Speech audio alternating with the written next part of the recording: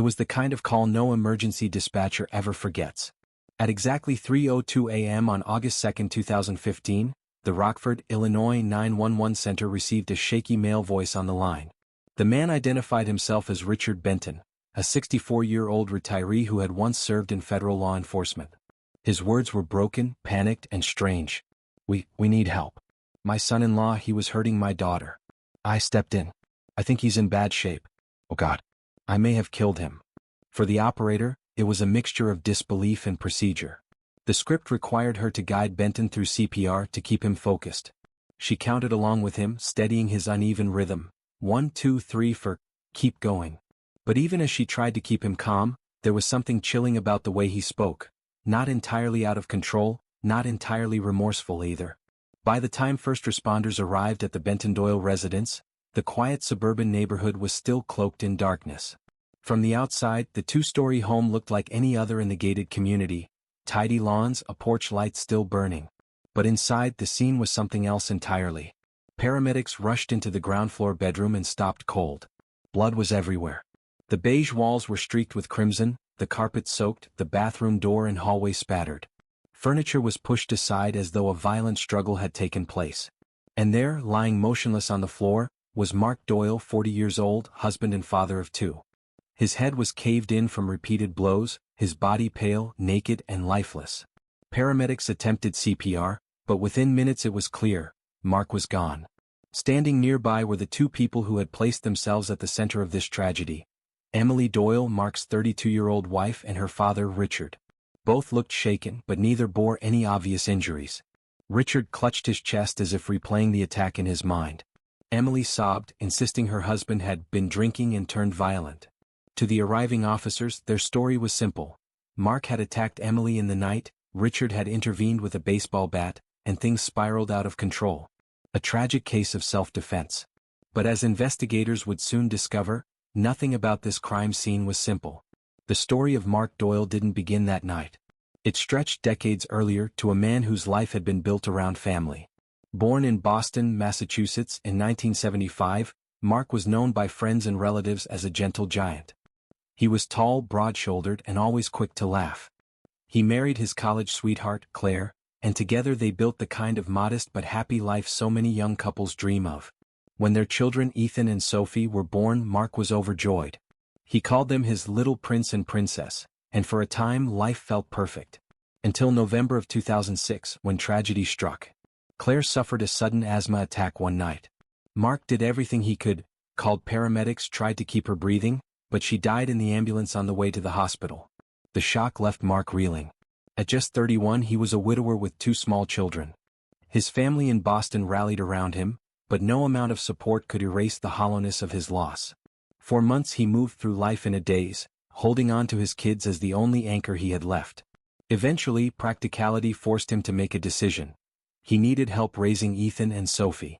Work demanded his time and he couldn't be in 2 places at once. So he placed an ad for a full-time nanny. After 2 failed hires, one application caught his eye, a young woman from Tennessee named Emily Benton. Emily seemed perfect on paper. She was in her mid-20s, described herself as a former collegiate swimmer, and claimed to have teaching experience. She was polite, soft-spoken, and appeared genuinely eager to help a struggling father. When she arrived in Boston in 2008, Mark's children warmed to her quickly. Ethan called her Miss Emily. Sophie would hold her hand as if they'd known each other forever. For Mark it was a relief. Slowly, the heaviness around his home began to lift. Family members noticed he smiled more, laughed more, even began to resemble the man he'd been before Claire's death.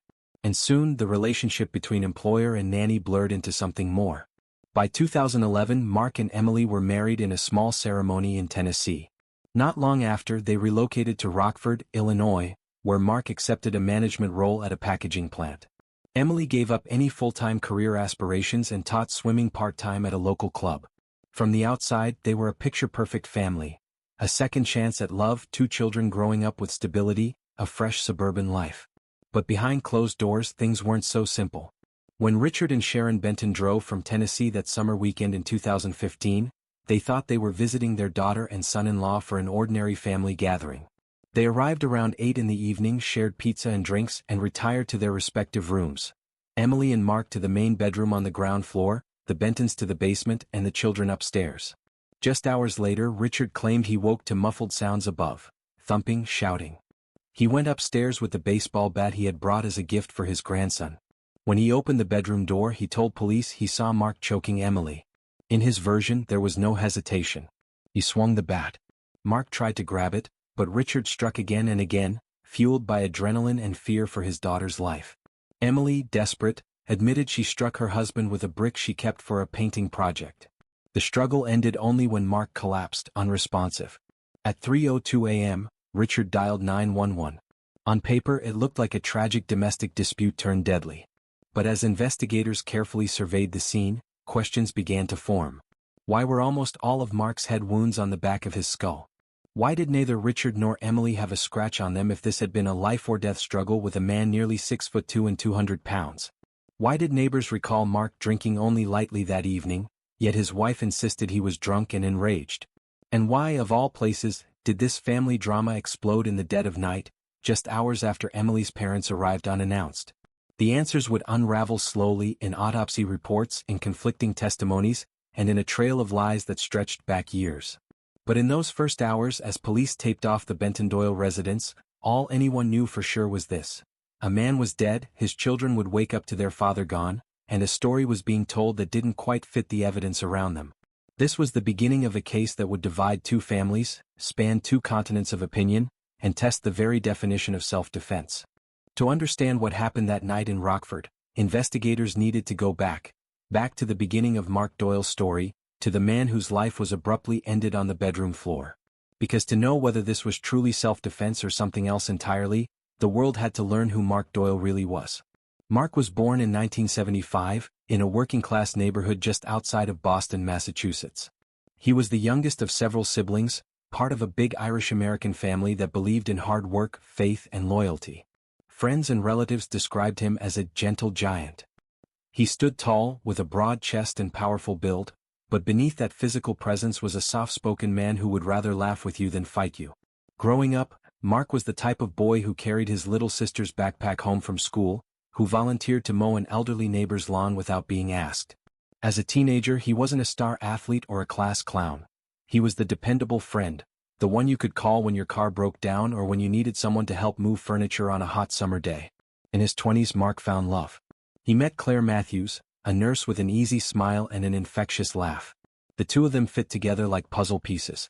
Where Mark was quiet and grounded, Claire was vivacious and full of energy.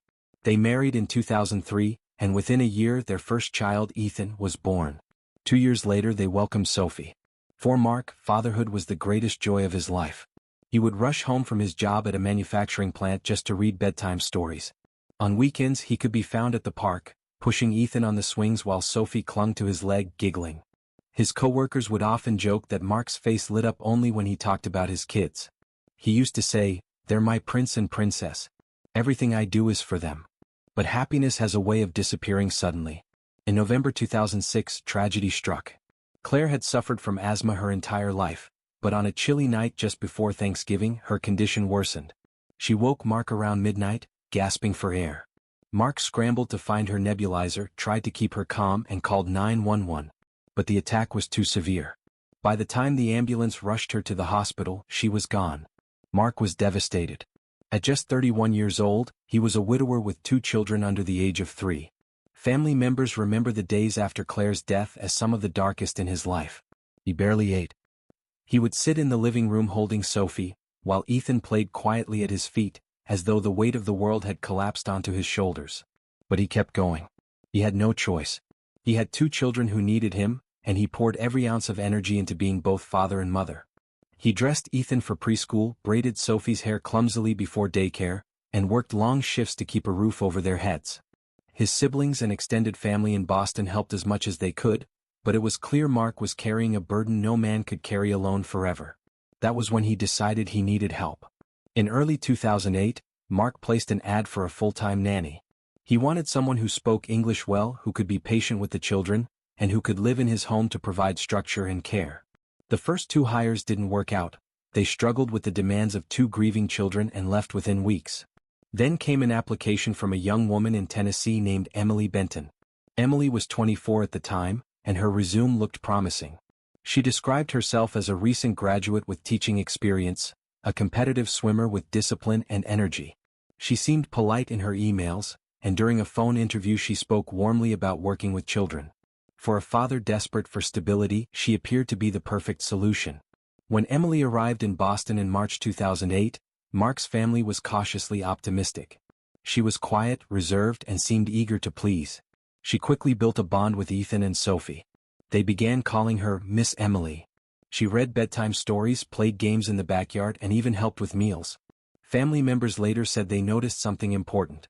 For the first time since Claire's death, Mark smiled again.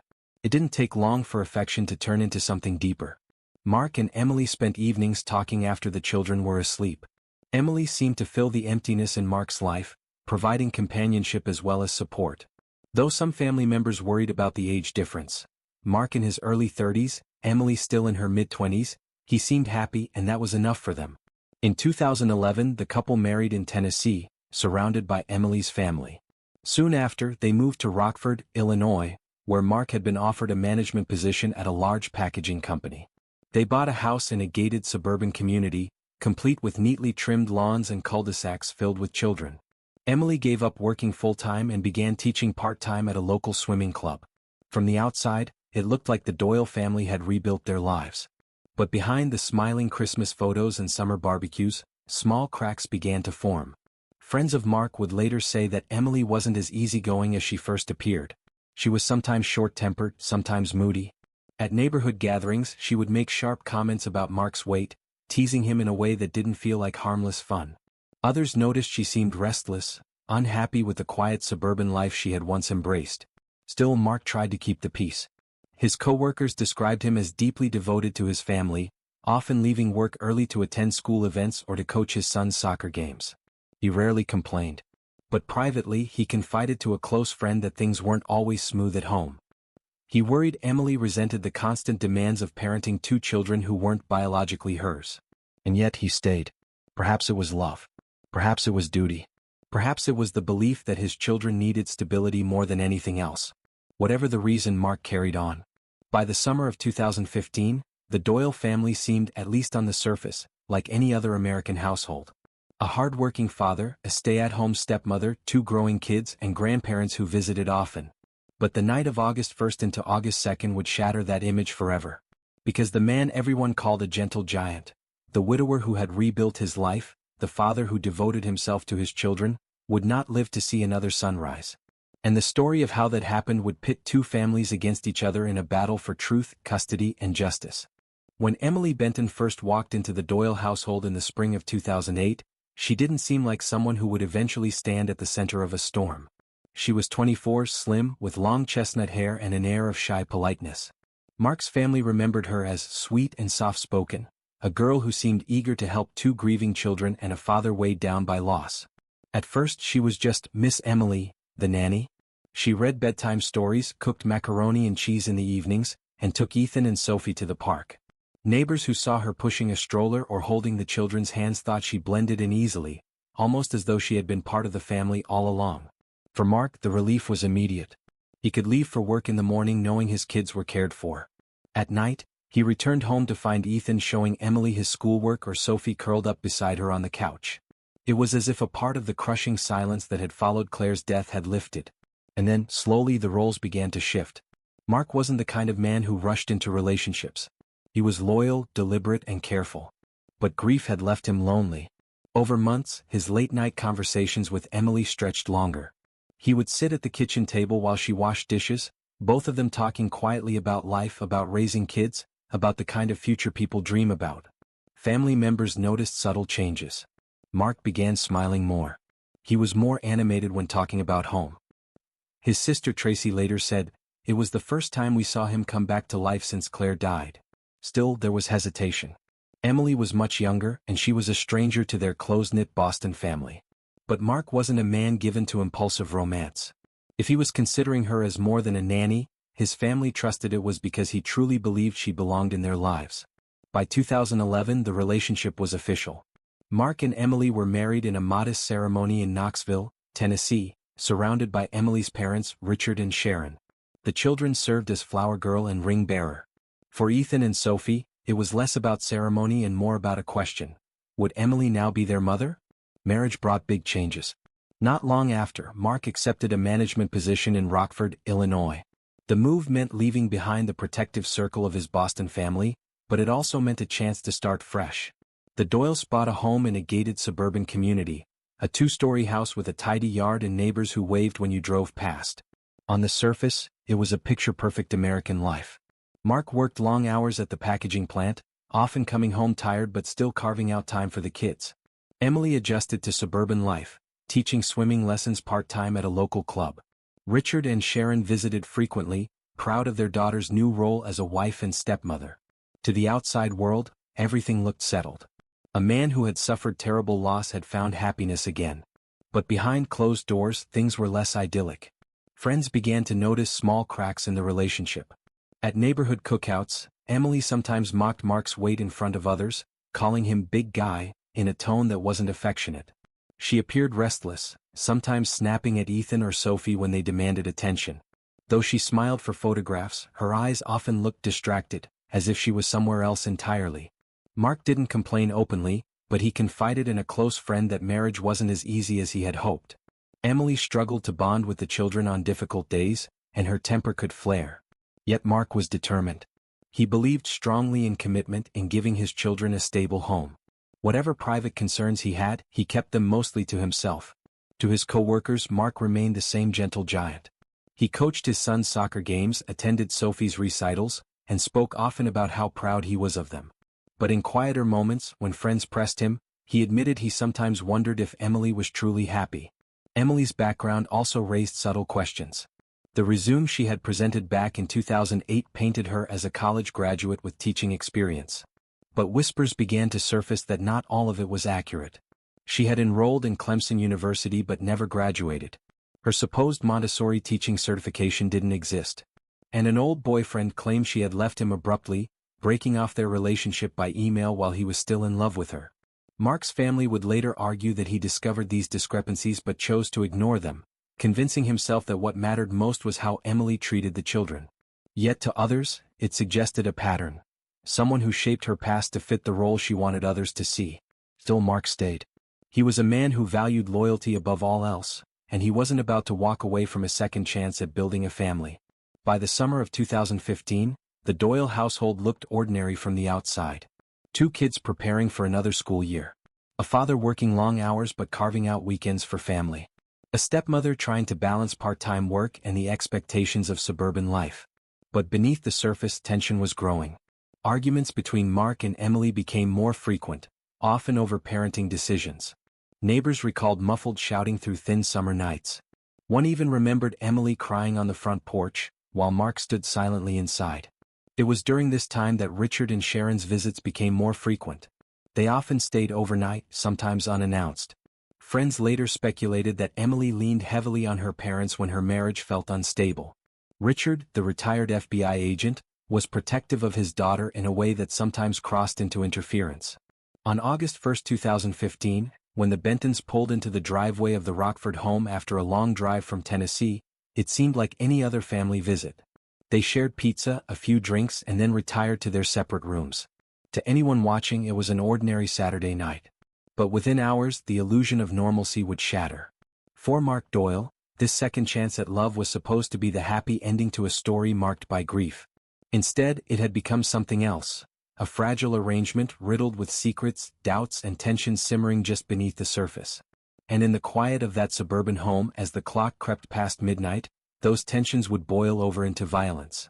The evening of August 1, 2015, began in a way no one would have predicted it would end. In the gated neighborhood of Rockford, Illinois, the Doyle home looked as ordinary as any other. The Bentons, Richard and Sharon, had driven nearly 5 hours from Knoxville, Tennessee, to surprise their daughter Emily and her husband, Mark Doyle. The visit itself wasn't unusual. Richard and Sharon often stayed with their daughter for weekends, especially when Emily was feeling strained. That Saturday evening, the family ordered pizza, shared a few drinks, and chatted in the living room. To the casual observer, it was a quiet domestic scene. Emily served slices to her children, Ethan and Sophie, while Mark laughed at something his father-in-law said. By 10 o'clock, Everyone retired to their rooms. Ethan and Sophie climbed the stairs to the second floor. Emily and Mark retreated to their master bedroom on the ground floor. Richard and Sharon headed down to the basement guest room. The house settled into silence. But sometime after 3 in the morning, the silence shattered. According to Richard Benton's later testimony, he woke to strange sounds. At first it was hard to place. Low thumps, muffled voices. He sat up, straining to listen. Sharon stirred beside him, confused. Then came a louder noise, a sharp crack like furniture hitting a wall. Richard, the retired FBI agent, instinctively reached for the baseball bat he had brought as a gift for Ethan. He told his wife to stay put and hurried up the stairs. The hallway outside the master bedroom was dim, but the noises were unmistakable now. Shouts, a woman crying out. Richard pushed the door open and in his version of events saw a terrifying sight. Mark Doyle, his 6'2" frame pinning Emily to the bed, hands locked around her throat. Richard later told police that instinct took over. "I didn't think. I just knew I had to stop him." He swung the bat. The first strike landed on Mark's shoulder. Mark turned, startled, loosening his grip for a moment. Emily scrambled to the side, gasping for air. Richard swung again, this time aiming higher. But the forensic evidence would later tell a different story. Neighbors recalled no prior history of violent outbursts from Mark. Earlier that day he had mowed the lawn, shared a beer with a neighbor, and appeared in good spirits. Toxicology would show only a modest amount of alcohol in his system, not enough to impair judgment. What it did reveal was something far stranger. Trace amounts of trazodone, a prescription sedative. That detail raised troubling questions. Mark had never been prescribed the drug. Emily, however, had. She had filled a prescription just days earlier. Back inside the bedroom, chaos unfolded. Richard claimed Mark fought back, grabbing at the bat. Emily, in her own testimony, said she panicked, reached for a decorative brick she had kept in the room for an art project, and struck her husband to protect her father. The blows kept coming. Forensics would later confirm at least a dozen impacts to Mark's skull, most delivered from above and behind. Blood spattered the walls, the bathroom door, and even the hallway beyond. Furniture was overturned. And then, silence again, broken only by Emily's sobs and Richard's ragged breathing. At 3:02 a.m., Richard dialed 911. "We need help. My son-in-law, he attacked my daughter. I stepped in. I think I may have killed him." The dispatcher tried to guide him through CPR, but when paramedics arrived minutes later, Mark's body was already cool to the touch. Attempts to revive him failed. He was pronounced dead at the scene. Police officers immediately noticed details that didn't fit the self-defense story. Neither Richard nor Emily bore obvious injuries. Their clothing was spattered with blood, but the pattern suggested they had stood over Mark while striking him, not grappled in a struggle for survival. Most of the wounds were at the back of Mark's head, difficult to reconcile with a face-to-face fight. And then there was Sharon. She told police she had heard noises but stayed in the basement. She never went upstairs until officers arrived. For investigators, it was odd. If her husband and daughter had truly been in mortal danger, why had she stayed away?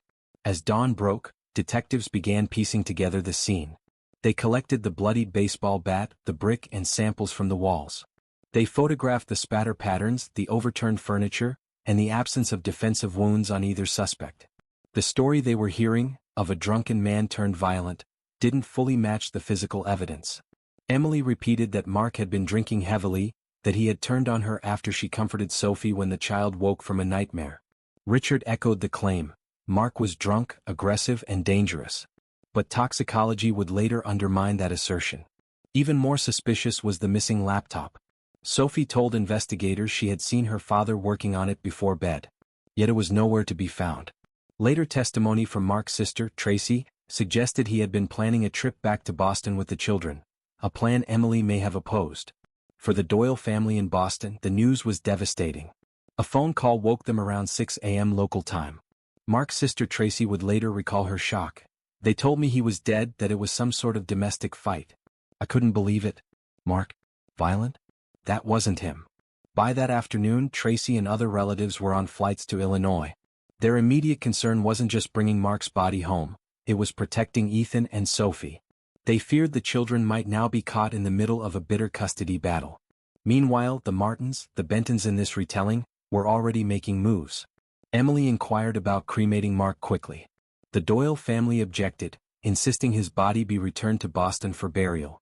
Legal negotiations began almost immediately, a grim foreshadowing of the battles still to come. In the hours after the killing, investigators faced a choice: accept the self-defense narrative, or dig deeper into the inconsistencies. Forensic experts urged caution. The blood evidence told a troubling story, one of sustained assault rather than desperate defense.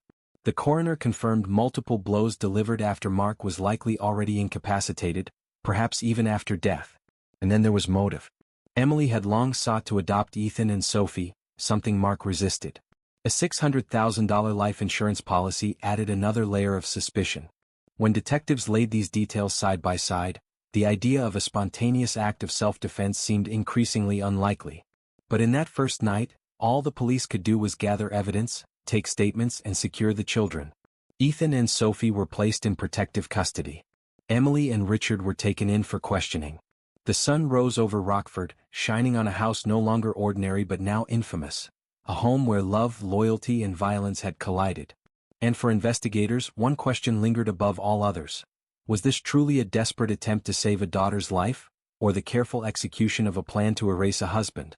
By dawn on August 2nd, the Doyle home no longer looked like the quiet suburban retreat it had been the night before. Yellow police tape cordoned off the yard, squad cars idled in the driveway, and inside, investigators methodically photographed every surface of the bedroom. Bloodied items were tagged: a baseball bat, a decorative brick, scattered sheets. For the officers, the story they were told, of a drunk, violent husband stopped in self-defense, was beginning to unravel. The first hard confirmation came later that morning when the coroner, Dr. Craig Nelson, performed the autopsy on Mark Doyle. Dr. Nelson's report was detailed, clinical, and grim. Mark had suffered at least 12 separate blows to the head, most from a blunt object, consistent with the baseball bat. Several wounds overlapped, making it difficult to determine the exact number, but the extent of damage was unmistakable. The injuries were concentrated largely at the back of the skull, a pattern that contradicted claims of a face-to-face struggle. Even more troubling was the timing of the blows. Some of the strikes, Nelson concluded, appeared to have been delivered after Mark was already incapacitated, possibly even after death. The absence of fresh bleeding around certain fractures suggested post-mortem trauma. It was not the portrait of a desperate, chaotic defense. It looked more like a sustained assault. The toxicology report added another layer of doubt. Emily and Richard had insisted Mark had been drinking heavily that night, that alcohol had fueled his aggression. But the results told a different story. Mark's blood alcohol level was modest, well within legal driving limits for a man of his size. He may have had a couple of beers, but he was not drunk. What investigators did find was unusual: trazodone, an antidepressant often prescribed as a sleep aid, present in his system. Mark had never been prescribed the drug. Emily had. Pharmacy records showed she had filled a prescription just 3 days earlier. To detectives, the presence of trazodone opened chilling possibilities. Had Mark been unknowingly drugged that night, making him more vulnerable to attack? If so, the idea of him as a violent aggressor became less plausible. Meanwhile, forensic experts examined the blood patterns in the bedroom. Stuart James, a specialist in blood spatter analysis, studied the photos. His conclusions contradicted Richard's account. The arc of the stains suggested blows delivered from above, while Mark was either kneeling or already on the ground.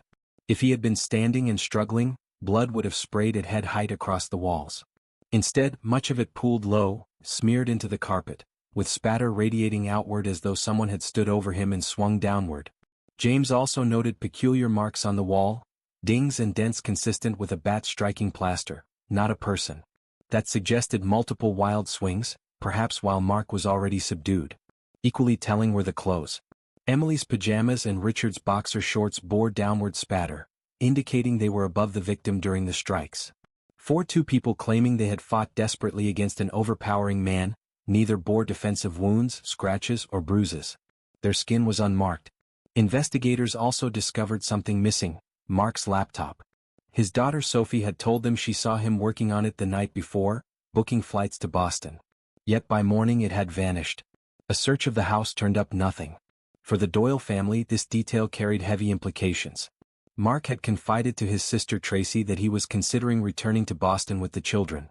If true, Emily would have faced the prospect of losing not only her marriage, but also the stepchildren she had come to regard as her own. Motive, opportunity, and now evidence, It was a combination investigators couldn't ignore. While police gathered evidence, the families clashed over Mark's remains. Emily requested cremation, insisting it was what her husband would have wanted.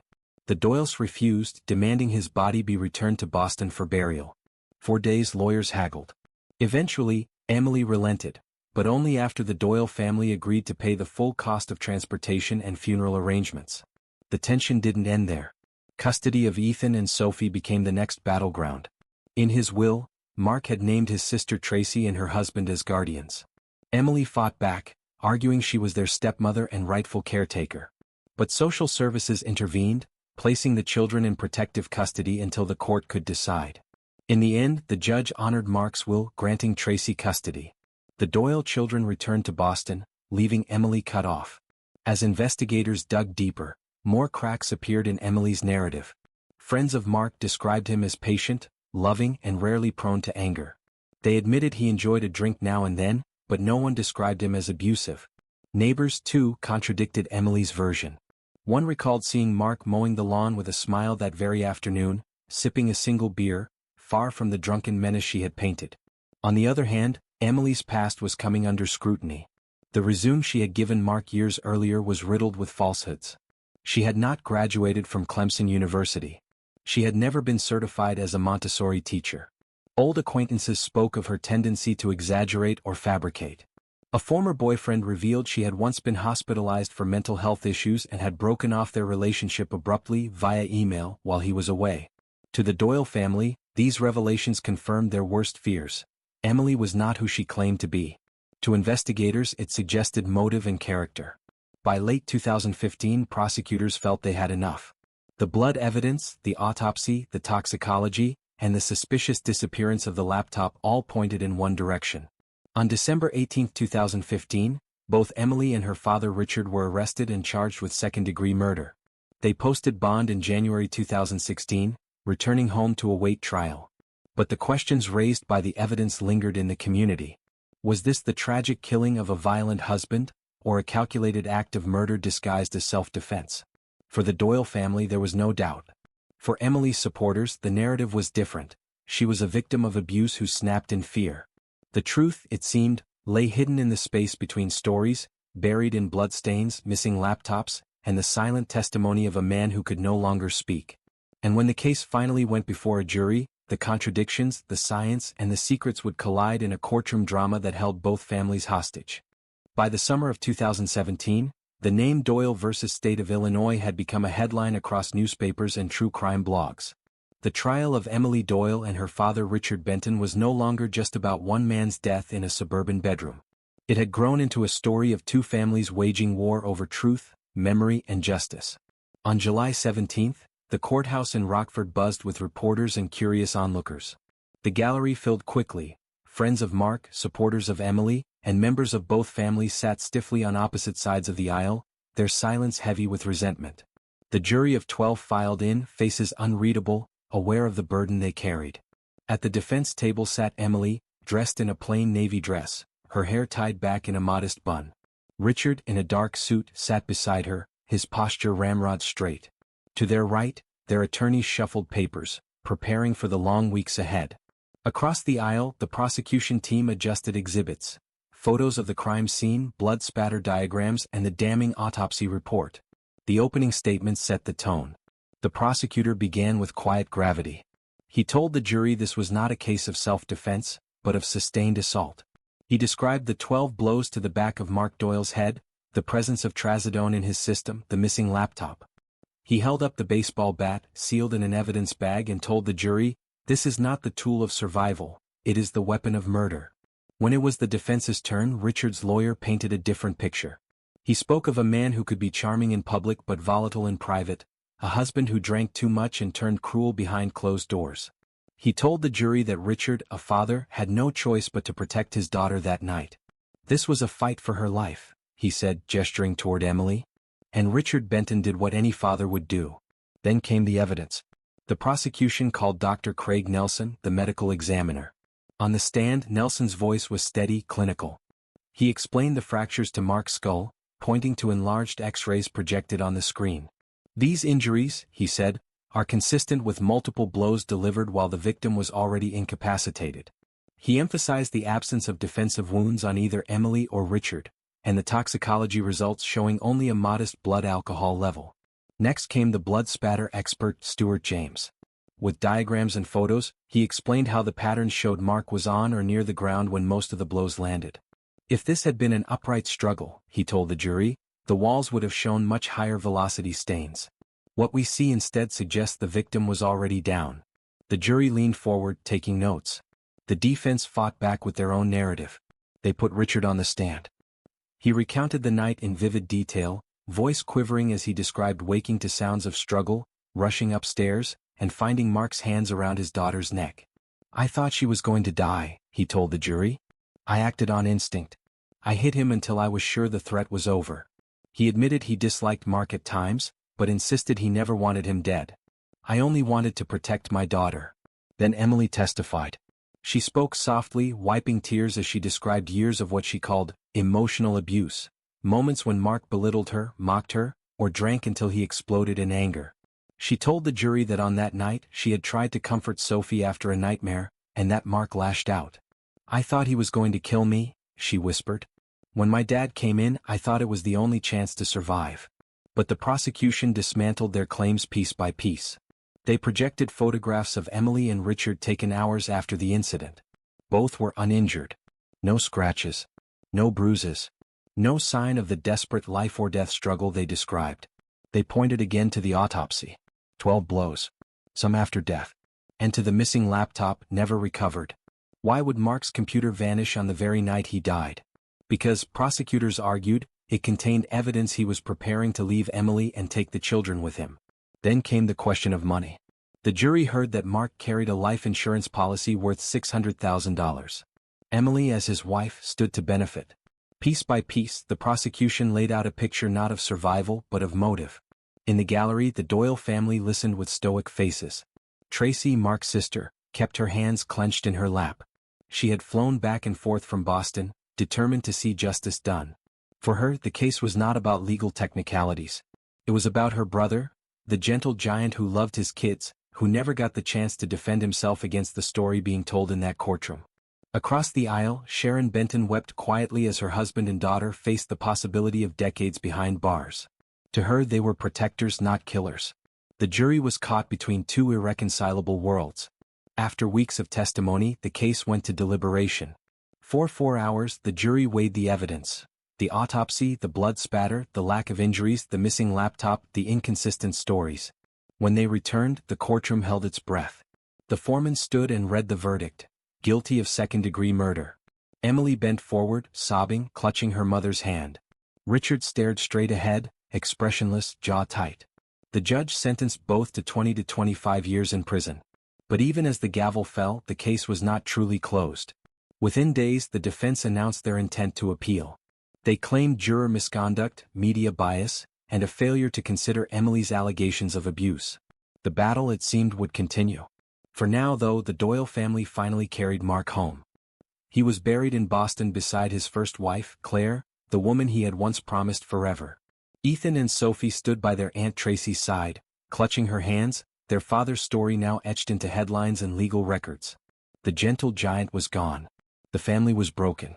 And 2 people sat in prison, insisting it had all been self-defense. But the doubts, the questions about motive, planning, and truth, would haunt both families for years to come. The gavel had fallen, the jury had spoken, and in August of 2017 both Emily Doyle and her father Richard Benton were led away in handcuffs. Each faced 20 to 25 years in prison for second-degree murder. For Mark Doyle's family in Boston, it was a bittersweet victory, justice delivered but nothing that could bring Mark back. For Emily's supporters, it was a travesty, a miscarriage born from bias and misunderstanding. But the story was far from over. From the moment the trial ended, Emily's defense attorneys began preparing an appeal. They argued that the jury had been tainted by media coverage, that some jurors had discussed the case outside deliberations, and that the prosecution had unfairly painted Emily as a liar rather than addressing the alleged abuse she endured. The appellate process was slow. Years ticked by as both Emily and Richard settled into prison routines. Emily was assigned to a women's correctional facility, where she tutored other inmates in basic reading skills. Richard, older and in declining health, was sent to a medium-security men's facility. Both maintained their innocence, insisting that Mark had been the aggressor and that their actions were necessary. For the Doyle family, the appeals felt like reopening wounds. Tracy, Mark's sister and now guardian of Ethan and Sophie, dreaded every headline that suggested Emily might win a new trial. "It's like we can't move on," she said to reporters in 2019. "Every year there's another motion, another hearing, another way for them to say Mark's death was his fault." In 2021, the case reached the Illinois Supreme Court. To the shock of many, the justices found grounds to overturn the original convictions, not because Emily and Richard had been proven innocent, but because of concerns over juror misconduct. Reports surfaced that some jurors had discussed Emily's reputation during breaks, ignoring the judge's instruction to remain impartial. The ruling meant one thing: a new trial. Emily and Richard were released from prison, fitted with ankle monitors, and ordered to await retrial under strict conditions. The news spread quickly. For Emily, it was the first taste of freedom in nearly 4 years. For the Doyle family, it was agony. "We had closure," Tracy said. "And now it's been ripped away." As prosecutors prepared for round 2, they faced challenges. Some witnesses had moved away. Memories had faded.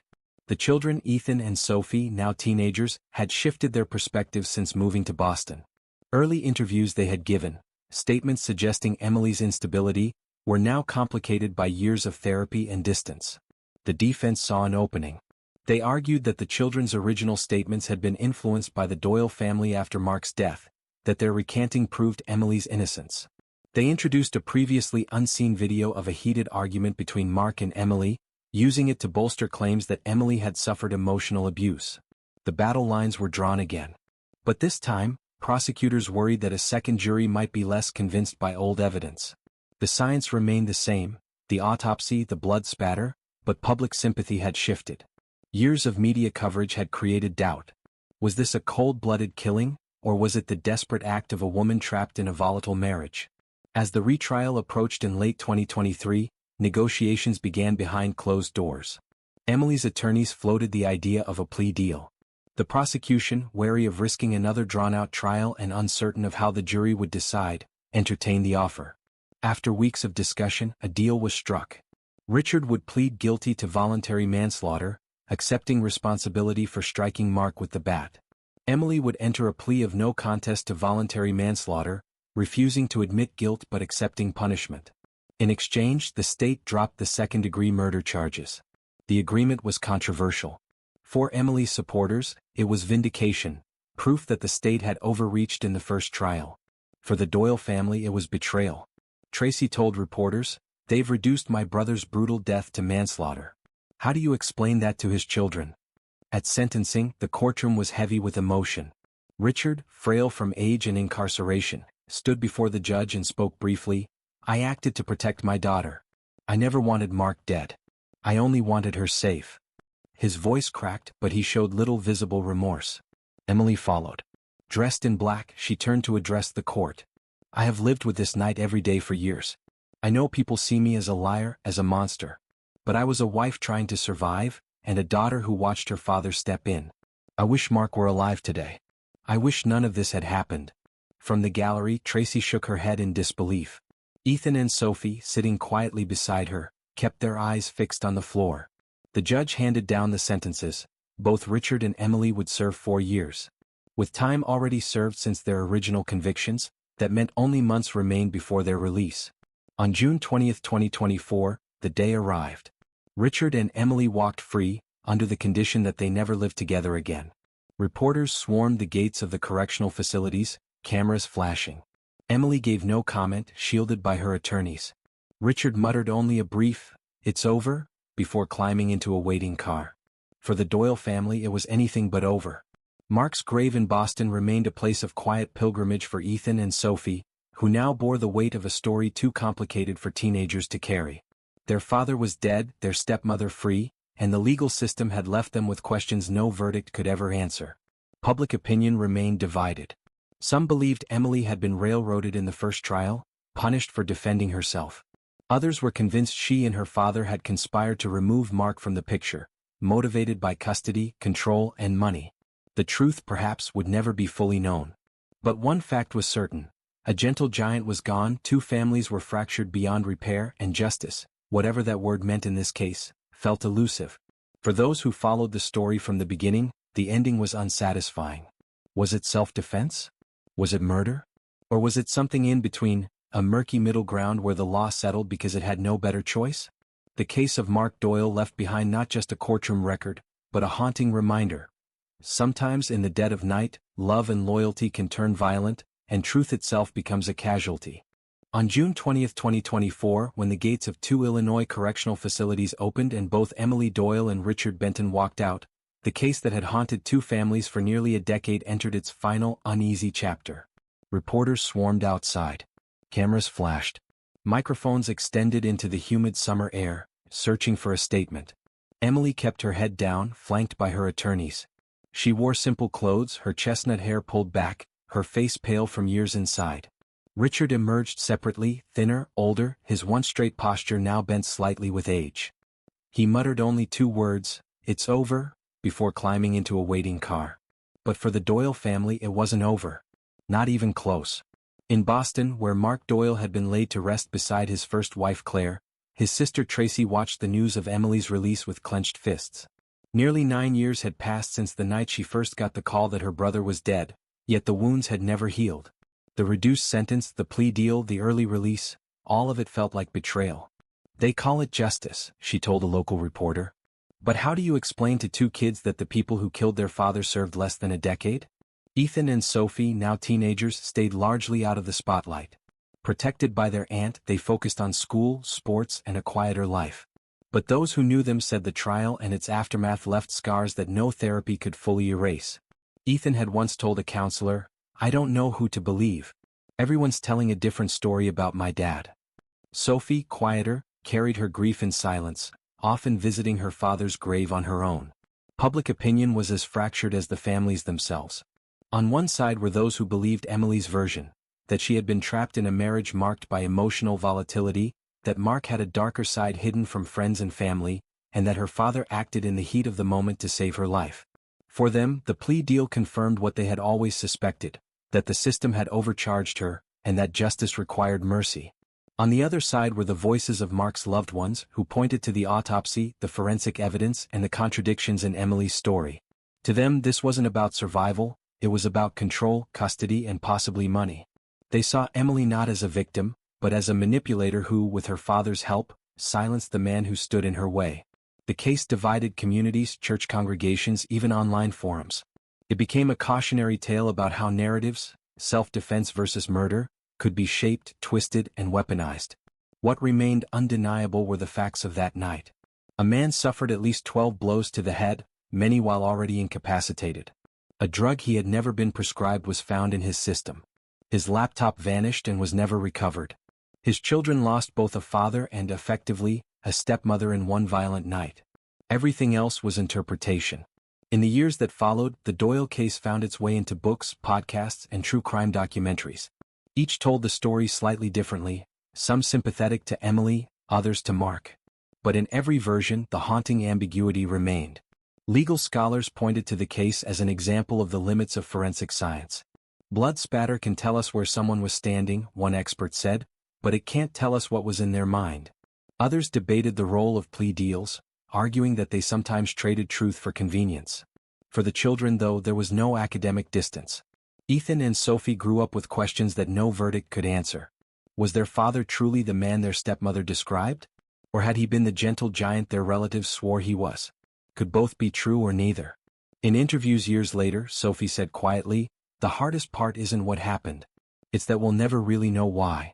Emily, after her release, moved to a different state, avoiding publicity. She attempted to rebuild her life in private, though whispers of her past followed her.